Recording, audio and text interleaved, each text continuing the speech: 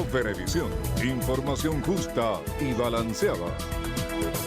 Buenas noches, sean todos bienvenidos a la emisión estelar de su noticiero Venevisión. Un gusto que nos acompañen durante esta hora de información. Así es, y un gusto para mí trabajar contigo, Nelcy Oviedo Corrales, Néstor Brito Landa.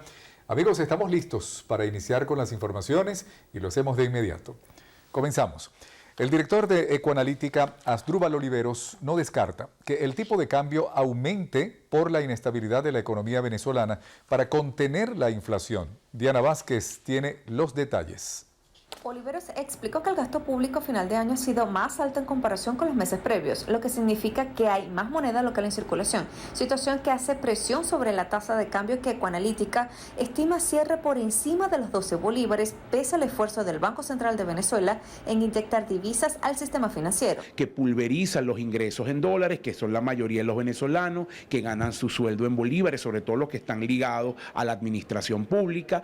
Tiene un segundo efecto que encarece la vida en dólares en Venezuela, porque al crecer la inflación más rápido que la devaluación, las cosas en dólares aumentan y eso genera serias distorsiones en la economía. Mientras que comerciantes afirman que fija sus ventas basándose en la tasa oficial que fluctúa con menos intensidad, pero que incide en la cantidad de productos que adquiere un consumidor. De 10 bolívares no conozco ese tipo de cambio, nosotros nos regimos por la tasa BCB, que en este momento está en 8,87. Aunque algunos usuarios aseguran que compran menos alimentos porque los sueldos siguen siendo los mismos y los precios suben al ritmo del tipo de cambio. Indudablemente que el bolsillo está severamente golpeado y afectado por esta devaluación casi que continua, mes a mes, un poquito, cuando vienes a ver, el acumulado es salvaje.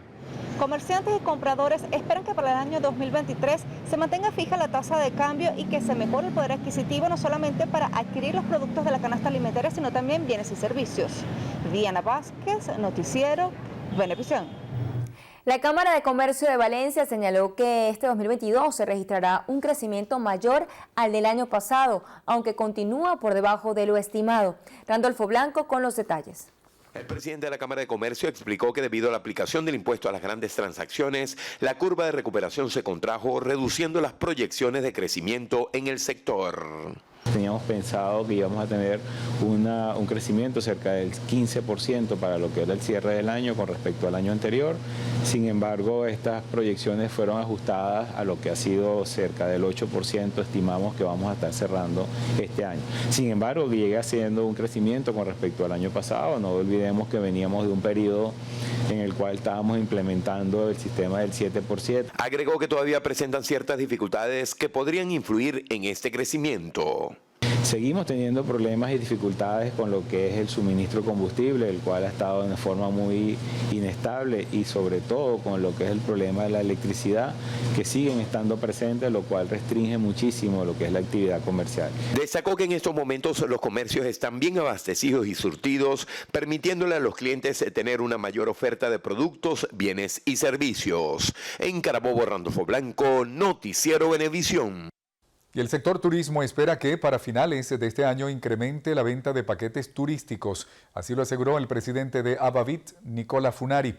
Afirmó que para noviembre podría existir una demanda importante, sobre todo en los paquetes para la época navideña hasta enero y en época vacacional escolar, tanto para viajes al exterior como paquetes en su mayoría regionales. Con 45 pasajeros llegó a Venezuela el primer vuelo comercial de la aerolínea estatal colombiana Satena, como parte de la reactivación de las operaciones entre ambos países. Orlefran Amaya estuvo en el aeropuerto internacional de Maiquetía y nos cuenta todos los detalles. Pasada las 11 de la mañana aterrizó en el Aeropuerto Internacional Simón Bolívar de Maiquetía el vuelo inaugural de la ruta Bogotá-Caracas con el ministro del Transporte colombiano Guillermo Reyes a bordo. Esto tras más de 2 años de paralizada la ruta. El vuelo fue recibido por las autoridades venezolanas. De gran importancia y de beneficio para los venezolanos y los colombianos que quieran conectar con Caracas y con Bogotá, ya que en solo 1 hora con 20 minutos está llegando a su destino, cosa contraria ocurría días anteriores, donde tenían que invertir más de 7 horas para conectar 2 países hermanos como lo son Colombia y Venezuela. Así. El ministro colombiano mencionó que este es el primer vuelo que hace la aerolínea estatal y no descartó la posibilidad de incluir nuevas líneas comerciales a esta ruta. La flota, digámoslo, nosotros tenemos una flota en Satena de 7 aeronaves, se está haciendo una solicitud de apropiaciones presupuestales para sacar unos leasing con 2 aviones más, pero lo importante no es cuántos aviones, sino que aquí estamos. Satena también, a través del suscrito ministro, va a formular una petición al ministro. Ahora vamos a hacer ese diálogo, qué otras frecuencias, qué otras aerolíneas, hay aerolíneas que estarían habilitadas, pero depende de la decisión presidencial. Estamos listos, hay muchos destinos en Colombia esperando poder llegar a... Los titulares del transporte de Colombia y Venezuela afirmaron que están en conversaciones para que la aerolínea venezolana Conviasa pueda realizar vuelos comerciales entre ambos países. Desde el Aeropuerto Internacional Simón Bolívar de Maiquetía, Orlefran Amaya, Noticiero Venevisión. La delegación negociadora de la Plataforma Unitaria de Venezuela aceptó la invitación enviada por parte del presidente de Francia, Emmanuel Macron, de asistir al Foro por la Paz a realizarse en París este viernes 11 de noviembre. Por otra parte, el primer mandatario colombiano, Gustavo Petro, arribó a Francia y afirmó que dentro de su agenda está contemplado abordar la situación venezolana. Encuentro con Macron para hablar en el Foro por la Paz y allí una mesa para hablar sobre la situación venezolana. Ese es básicamente, además de una reunión con la OCDE que se va a realizar, esa es básicamente la agenda que tenemos en Francia. Las conversaciones se dan en el marco del Foro de París por la Paz, donde se espera asistan representantes del gobierno nacional y de la oposición venezolana para intentar regresar a la mesa de negociación en México. El presidente de la Confederación Nacional de Productores de Papa, Confepapa, Abraham Ayón, confirmó la prohibición del ingreso de papa colombiana al mercado venezolano. Abraham Ayón declaró también la alerta por lo que calificó como contrabando del rubro desde Colombia hacia Venezuela. Hay una ordenanza que prohíbe ya el ingreso por las aduanas de la papa. Ya en este momento podemos considerar que el ingreso de rubro de la papa es contrabando, que antes no era contrabando. Reiteró que los productores agrícolas necesitan con urgencia un programa de financiamiento para sus cultivos. Agenda que es financiamiento para los agricultores y una nueva agenda en pro de todo el sector.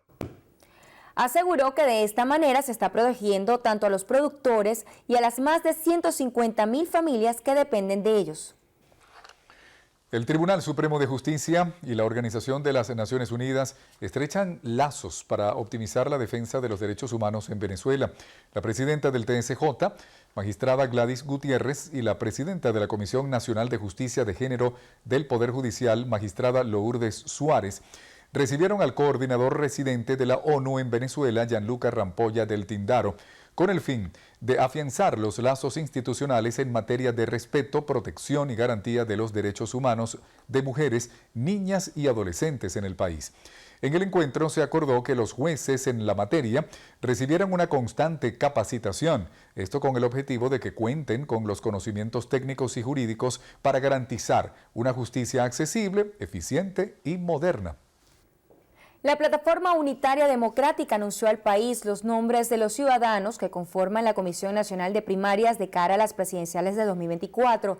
La lista de estos ciudadanos independientes de reconocido prestigio y solvencia moral está encabezada por María Carolina Uzcategui, Jesús María Casal, Corina Lloris y Carmen Martínez como principales, mientras que como suplentes son Mildred Camero, Rafael Arraiz Luca, Guillermo Tell y Víctor Márquez. La Comisión Nacional de Primarias es el ente rector encargado de organizar y ejecutar la elección primaria presidencial de las Fuerzas Democráticas de Venezuela en el año 2023.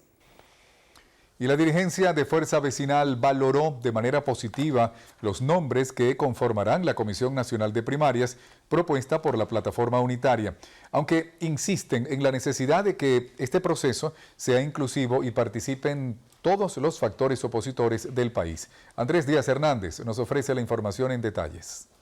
El dirigente nacional de la Tolda Azul, Gustavo Duque, resaltó que los objetivos que se plantee en la oposición solo se cumplirán si se logra la escogencia de un solo candidato que represente la voluntad mayoritaria de los ciudadanos opositores. Ya se vivió en Miranda, se vivió en Táchira, lo vivimos en las elecciones pasadas, que por no tener unidad se perdieron muchos espacios.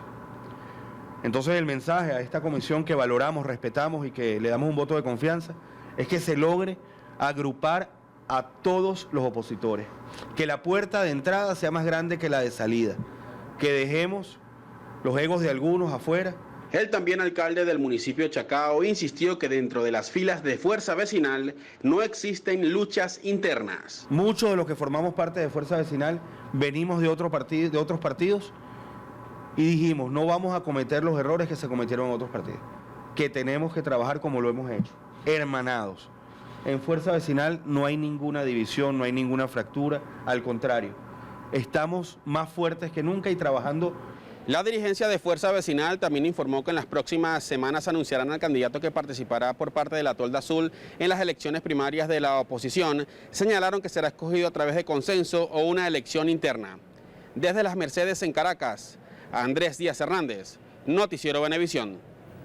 El diputado ante la Asamblea Nacional, Salud Ortega, manifestó que no existe ninguna razón para el adelanto de un proceso judicial contra Venezuela por parte de la Corte Penal Internacional. A juicio del parlamentario, el fiscal Karim Khan está siendo usado por sectores extranjeros para empañar el nombre de Venezuela ante la comunidad internacional. No hay ninguna razón para adelantar ningún juicio contra el país y mucho menos contra el presidente de la República. Es más, tengo entendido que del cartel de Lima, los países que habían presentado acusaciones retiraron tales acusaciones. El diputado considera que la Corte Penal Internacional no está siendo utilizada para el resguardo de los derechos de los ciudadanos. Estos organismos creados incluso por Naciones Unidas son utilizados de una manera interesada, donde lo que menos priva es precisamente la justicia y donde incluso se están saltando procedimientos, porque si algo ha hecho Venezuela es que ha atendido las denuncias en materia de derechos humanos. Para Saúl Ortega, la justicia venezolana es un ejemplo en América Latina en la protección de los derechos fundamentales de los ciudadanos. Y la segunda vicepresidenta de la Asamblea Nacional, Vanessa Moreno, calificó de importante la reanudación del diálogo entre el gobierno y la oposición venezolana. Bueno, el primer proceso de diálogo que fue en México, bueno, allí se generaron varios acuerdos. Uno de los primeros acuerdos o temas a tratar en este proceso de diálogo que se generó en México fue el tema del respeto, el levantamiento de las sanciones y evidentemente cuando se incumplieron algunos acuerdos, Venezuela decidió, o el gobierno de Venezuela decidió no participar más en el diálogo que se marcó en México. Hoy, bueno, hay otro panorama, hoy hay otro escenario importante para Venezuela y ahora, bueno, el presidente de la Asamblea Nacional, Jorge Rodríguez, bueno, viaja a París para poder entonces entablar una nueva mesa de diálogo con distintos factores de la oposición. Creemos que también hay una oposición nacionalista acá en el país que está representada en la Asamblea Nacional y que también genera sus aportes como distintos sectores como el tema empresarial, por ejemplo. En cuanto a la reactivación de los vuelos comerciales entre Caracas y Bogotá, la diputada Moreno informó que se han firmado varios acuerdos para garantizar la paz y la economía en el eje limítrofe del país.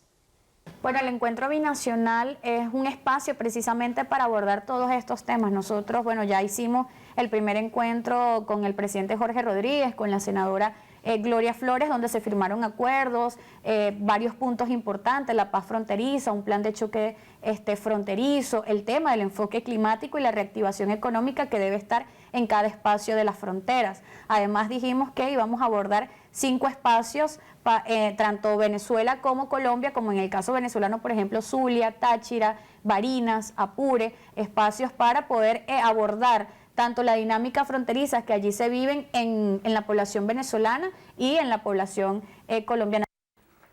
Militantes del PSUV inscritos en el registro electoral este 12 y 13 de noviembre postularán y elegirán a los equipos estadales, municipales y parroquiales.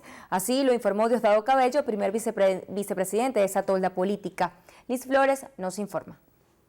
Este jueves 10 de noviembre realizarán las reuniones preparatorias con las más de 14.000 VC. Allí estarán los propulsores, jefes de calle, comunidad y jefes de la VC para asignar las tareas a cada quien. El viernes harán una jornada nacional de propaganda para motivar la participación. Las asambleas, horario, 12 de noviembre y tendremos un horario de entre 2 de la tarde y 6 de la tarde. Entre 2 de la tarde y 6 de la tarde. Es un proceso de postulación libre, absolutamente libre. Ya voy a dar cuántas personas puede postular algo, pero es absolutamente libre, sin coacción, sin listas previas, sin líneas, sin propagandas individuales de alguien que crea que sin él o sin ella los equipos políticos estadales, municipales o parroquiales no funcionarían jamás y su nombre tiene que estar a juro. Eso no existe. Explicó Diosdado Cabello que pueden ser postulados para integrar los equipos de las parroquias, municipios y estados todos los militantes que cumplan con los principios del PSUV y no pueden tener ningún procedimiento disciplinario abierto. ¿Cuál es el perfil para ser postulado? Ser venezolano o venezolana, ser patriota, revolucionario, antiimperialista y chavista, defensor del legado del comandante supremo Hugo Chávez, militante del PSUV y de la JPSUV, ser factor de unidad, reconocimiento ético y moral, en caso de ser postulado o postulada para el PSUV, ser mayor de 15 años. El primer momento es la postulación de los equipos políticos estadales, PSUV y JPSUV. Se abre el proceso y la primera actividad, momento que tiene es, vamos a postular a los que usted cree que deben estar en el equipo político estadal del PSUV y de la JPSUV. Luego postularán al equipo político municipal y parroquial. ¿Qué debemos respetar en las asambleas de postulación en las VC? No hay línea. No es que no hay línea telefónica, no hay línea de nadie. No, que esto lo mandó el alcalde. No le paren. No, que esto lo mandó el organizador del partido, no le paren. No, que el de movilización anda con esta lista que hay que aprobar, vótenla. No hay línea de nadie. Diosdado Cabello dijo que está prohibida la campaña de promoción personal porque esta es una jornada del partido y no individual. Según el líder chavista, solo se permitirá promocionar la participación en el proceso. Los militantes que violen las normas serán objeto de medidas ejemplarizantes. Desde la sede del Partido Socialista Unido de Venezuela, Liz Flores, Noticiero Venevisión. Amigos, en Maracaibo, más de 400 gaiteros en la plazoleta de la Basílica Nuestra Señora del Rosario de Chiquinquirá conquistaron el récord Guinness como la agrupación folclórica más grande del mundo. Dejemos que sea nuestro compañero José Leonardo Nava quien nos ofrezca todos los detalles de esta nueva hazaña para nuestro país. Bajo la dirección musical del maestro Humberto Bracho y tras interpretar Reina Morena por 5 minutos, Sentir Zuliano y Sin Rencor, la comisión deliberadora del Guinness World Record dio como veredicto final banda de música folclórica más grande del mundo a esta agrupación, que interpretó la gaita del furro como el género musical representativo de este nuevo registro mundial para Venezuela.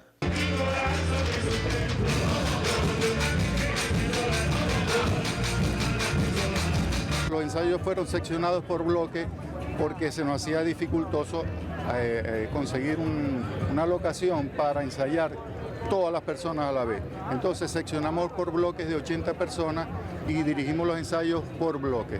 El ensayo general fue ayer donde engranamos todos los bloques, ¿verdad? Y ahí se ensayó un cuarto tema. Y son aproximadamente 58 tamboras, 40 furros, 30 charrascas, 45 cuatros, tenemos bajo, piano. Para el gremio gaitero y cultural, autoridades regionales y municipales y para todo el pueblo del Zulia es un inmenso orgullo haber conquistado este nuevo registro mundial que certifica a la alcaldía de Maracaibo como la portadora del récord. Estamos felices, llenos de júbilo, llenos de amor y por dentro 10.000 sentimientos para poder compartir con todos los venezolanos porque la gaita es Venezuela, es lo que están viendo en el exterior. Nos posiciona musicalmente delante de muchos pueblos que tienen también su folclore, pero mejor que el nuestro no lo es. Todos estamos realmente embargados por un sentimiento de solidaridad, de amor, de lo que está pasando aquí. Profundamente orgulloso del talento zuliano, de la gaita zuliana, de los gaiteros. Es de verdad algo impresionante. Todos comprometidos, disciplinados. Han sido 2 meses de ensayo regulares, en grupos de 80, los domingos. Eso ha demostrado que tienen un compromiso, no con la alcaldía, sino con la ciudad y con el Estado. Para los responsables de la hazaña mundial obtenida este 8 de noviembre, Día del Gaitero, y que además homenajearon a la Virgen de Chiquinquirá a 80 años de su coronación canónica, dejará marcadas las páginas de la historia musical del país. En Zulia, José Leonardo Nava, Noticiero Venevisión.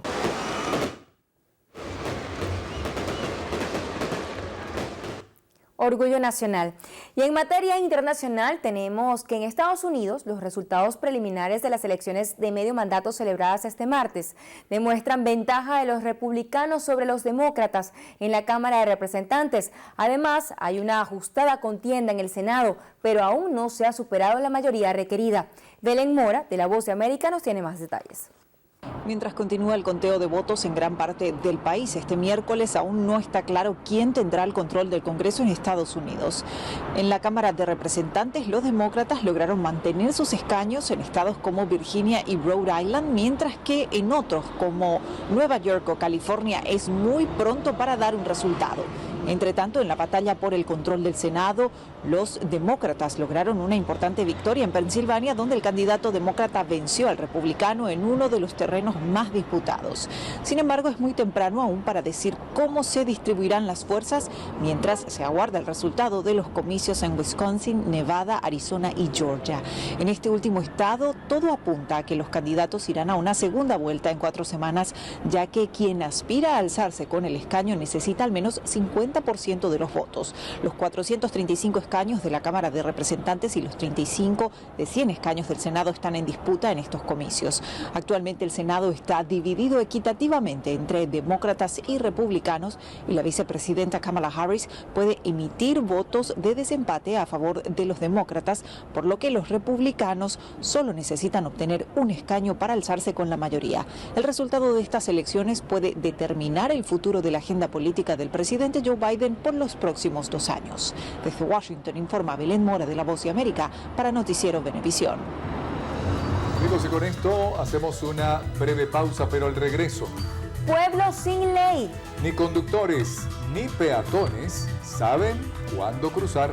La falta de señalización en las vías mantiene a la ciudadanía en constante pugna. Más detalles en la próxima parte, así que ya regresamos.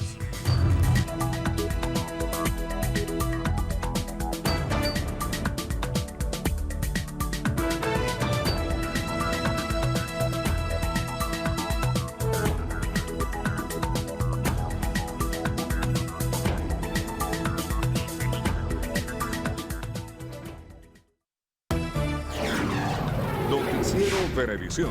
Información justa y balanceada. Continuamos con más información.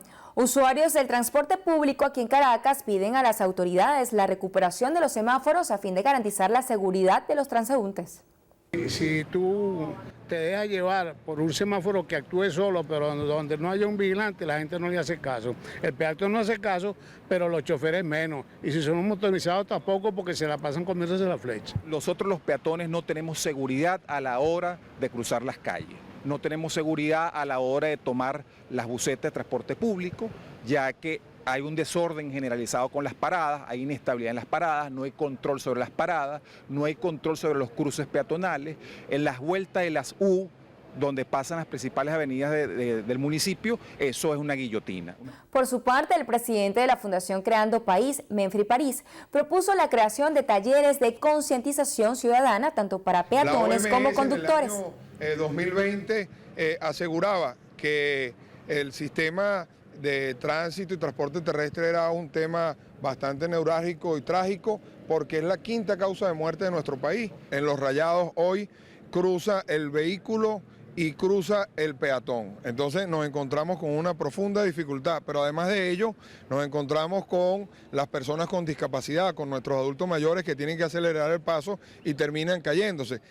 La Fundación Creando País también informó que enviarán una propuesta al Ministerio de Transporte para que las alcaldías capitalinas las estudien y puedan lograrse mayor seguridad a los peatones.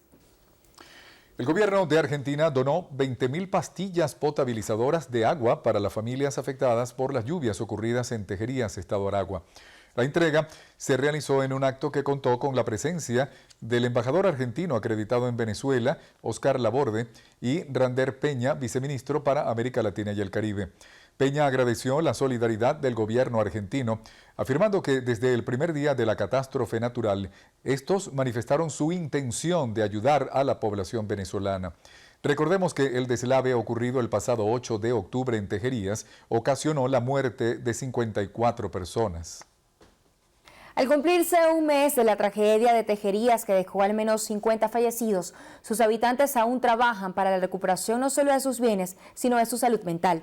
Eliezer Hernández con el reporte.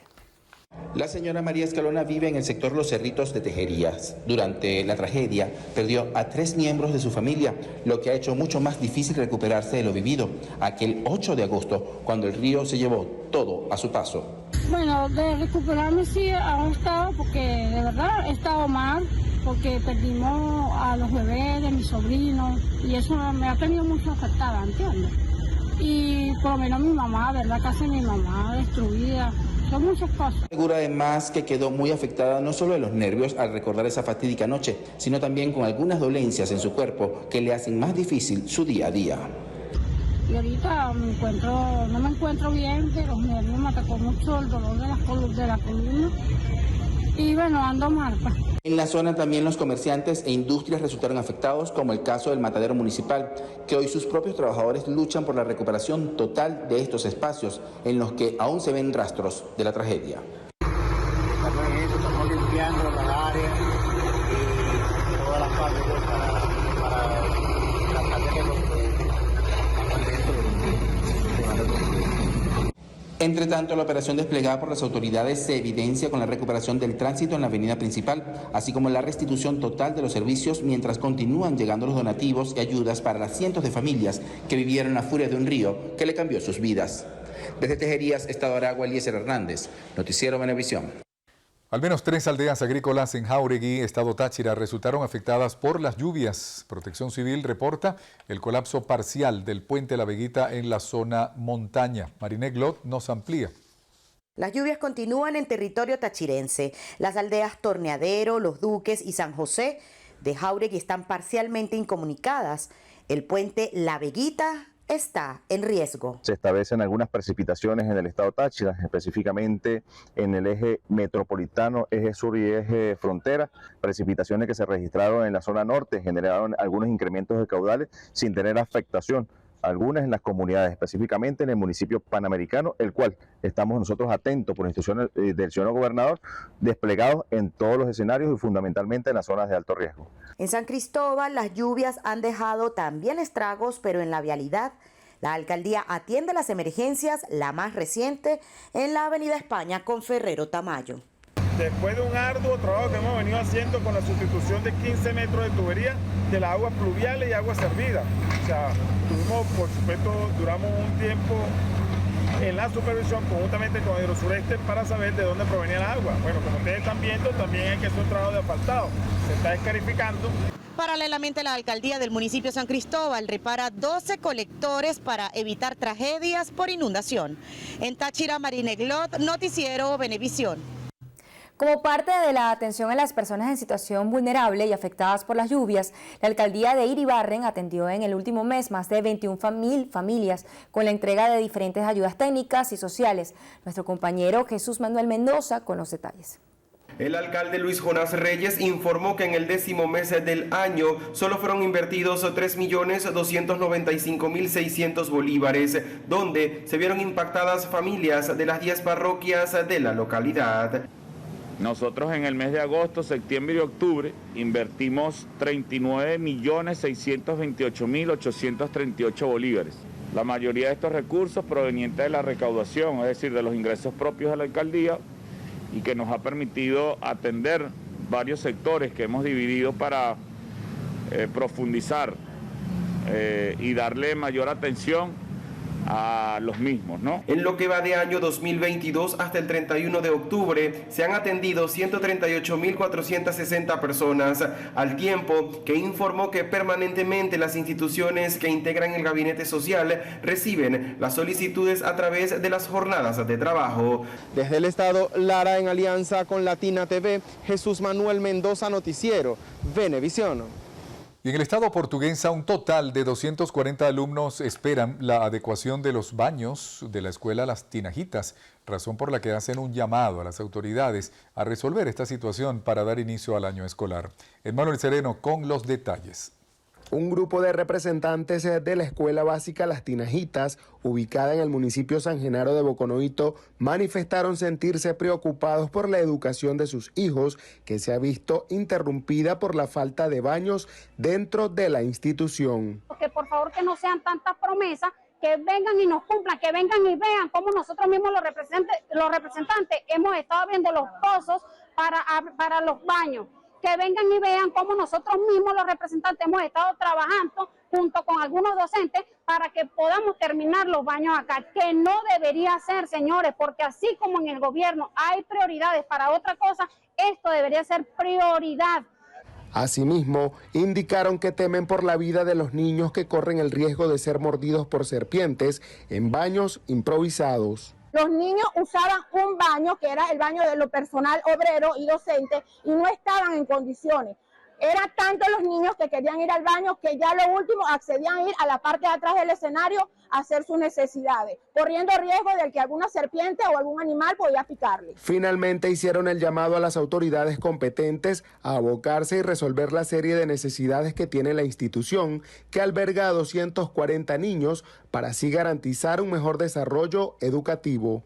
Desde el estado portugués, Emmanuel Sereno, Noticiero Venevisión. Durante una reunión con el Ministerio para la Atención de las Aguas, el gobernador del estado Mérida, Jason Guzmán, indicó que revisaron planes y proyectos con el objetivo de fortalecer el sistema hídrico en la entidad. Raquel Alarcón con los detalles.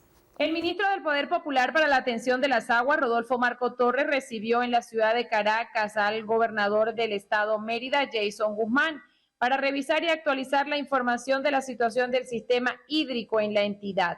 A objeto, según el jefe de Estado, de iniciar las inversiones para su fortalecimiento inmediato. Aseguró el ministro que se revisaron planes y proyectos a objeto de fortalecer el sistema hídrico de la entidad merideña.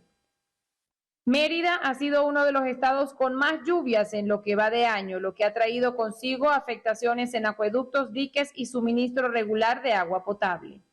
El gobernador apuntó que se revisaron denuncias del 1x10 del buen gobierno, la recuperación de los sistemas de acueductos afectados por lluvias y los temas de inversión para la recuperación en los municipios Alberto Adriani, Sucre, Libertador, y de esta manera poder restablecer este año los sistemas de agua potable.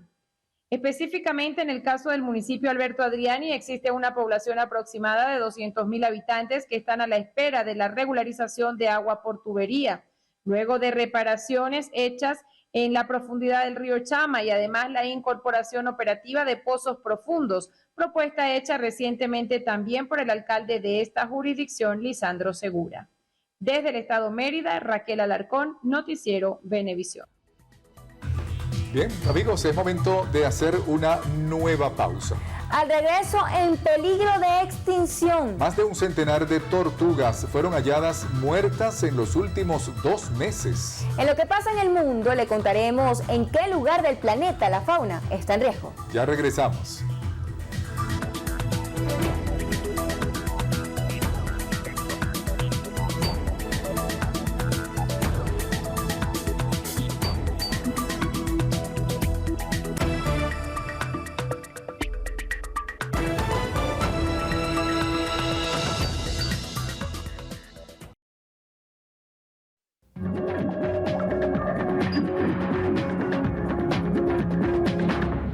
Amigos, y continuamos con más de su noticiero Venevisión. Vamos a revisar la información internacional en lo que pasa en el mundo. Comenzamos, Nelcy.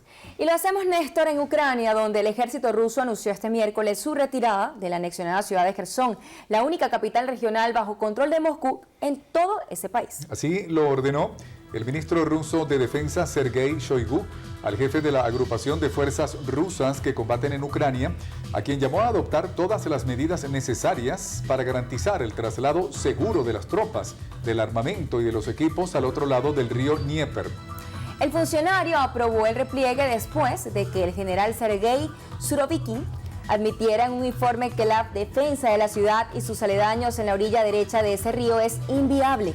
Este general subrayó que la prioridad para Moscú es proteger la vida de civiles y militares y recalcó que unos 9.500 soldados ucranianos han resultado muertos o heridos desde agosto, fecha en la que las Fuerzas Armadas ucranianas iniciaron la contraofensiva.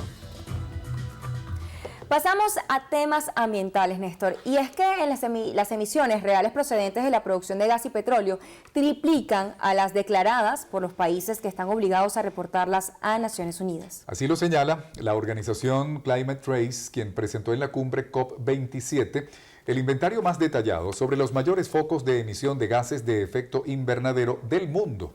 Este inventario, que se basa en observaciones directas, tiene como finalidad decir claramente dónde están las mayores emisiones y poder mejorar su reducción. Los datos mostraron que por la falta de información sobre fugas de metano, quema en antorcha y otras actividades, las emisiones son mucho más elevadas de lo notificado. Solo las 500 mayores fuentes analizadas concentran 14% de las emisiones globales en 2021, es decir, más que todas las de Estados Unidos. Y la Agencia Europea de Medio Ambiente advirtió que el calor es la mayor amenaza directa relacionada con el cambio climático para la salud de los europeos. Destacó que esta población es especialmente vulnerable por el envejecimiento y la prevalencia de enfermedades crónicas. Sin embargo, casi todas estas muertes son evitables con medidas de prevención. Esto se conoce luego de que la OMS Europa calculara que 15.000 personas fallecieron por calor en lo que va de año. La empresa tecnológica Meta, propietaria de Facebook, WhatsApp e Instagram, prevé despedir a unos 11.000 empleados, según un comunicado que suscribe Mark Zuckerberg. La medida pretende lograr una empresa más ágil y eficiente y responder a cambios generados en el entorno. La compañía reconoce que tiene que centrarse en un menor número de sectores, reducir costos y priorizar unidades como la del motor de inteligencia artificial.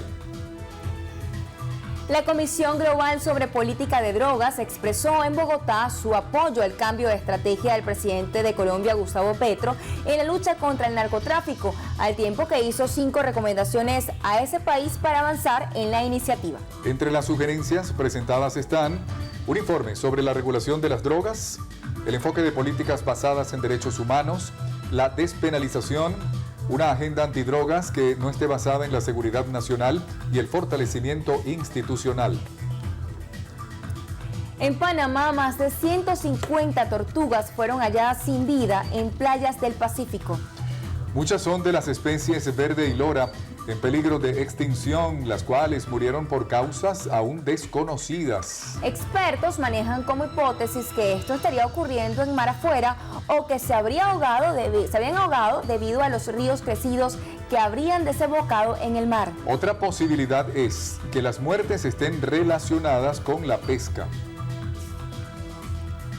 Siguen los cambios en la red social Twitter, que desde hoy comenzó a distinguir con la etiqueta oficial y con una marca en color gris las cuentas verificadas de empresas, medios de comunicación, instituciones y ciertas personalidades. Este símbolo servirá para diferenciar a usuarios relevantes cuya identidad ha sido confirmada por la compañía, de quienes obtendrán la tradicional marca azul por pagar el servicio Twitter Blue. Recordemos que este servicio es una de las grandes novedades anunciadas desde que el multimillonario Elon Musk adquirió la plataforma.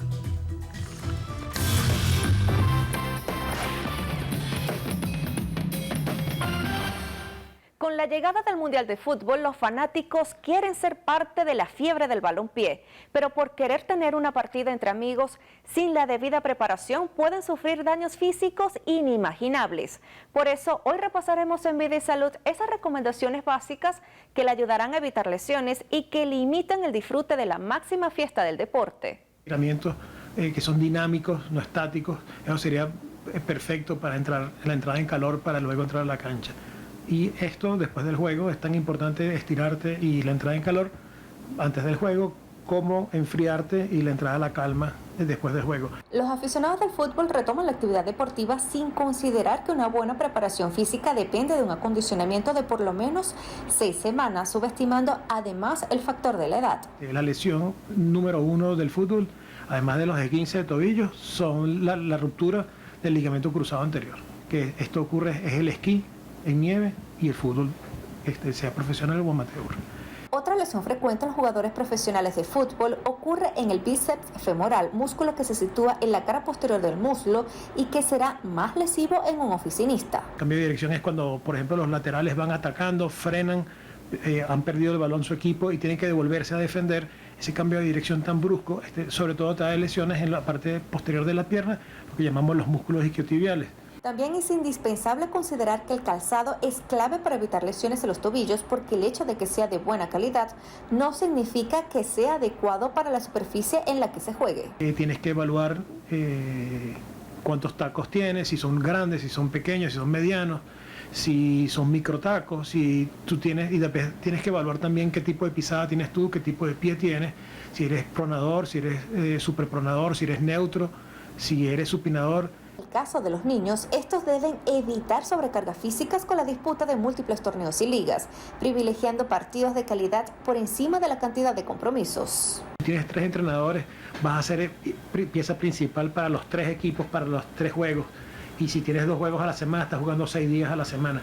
Esa carga es muy grande. La alimentación balanceada para evitar la descompensación por falta de minerales presentes en los alimentos, así como la hidratación que tiene que ser constante durante el día y no minutos antes de jugar, y un sueño reparador son indispensables para un encuentro deportivo. Otra de las recomendaciones es que las personas con dolor lumbar y en quienes tengan recientemente esguinces de tobillo, desgaste en rodillas o una cirugía por prótesis de cadera, deben evitar jugar partidos de fútbol porque podrían agravar la lesión. Soy Diana Vázquez y con esto me despido hasta una próxima entrega de Vida y Salud.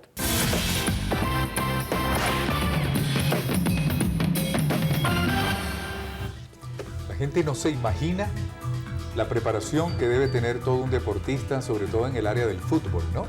Qué maravilla los detalles que acaba de dar Diana Vázquez en eso con la entrevista del fisioterapista, ¿no? Según la posición del jugador, ahí tiene que tener un entrenamiento súper especial. Y no tenía ni idea tampoco que los zapatos son súper importantes también para un atleta y sobre todo para este deporte. Y esto también nos da un pie para nuestra pausa, Néstor. Así es, porque al regreso, posible forfait. En los deportes, conozca por qué se encendieron las alarmas en la Vinotinto de las Alturas. Así es, los detalles se los va a ofrecer nuestro compañero especialista en deportes, Gregorio Rojas, en la próxima parte.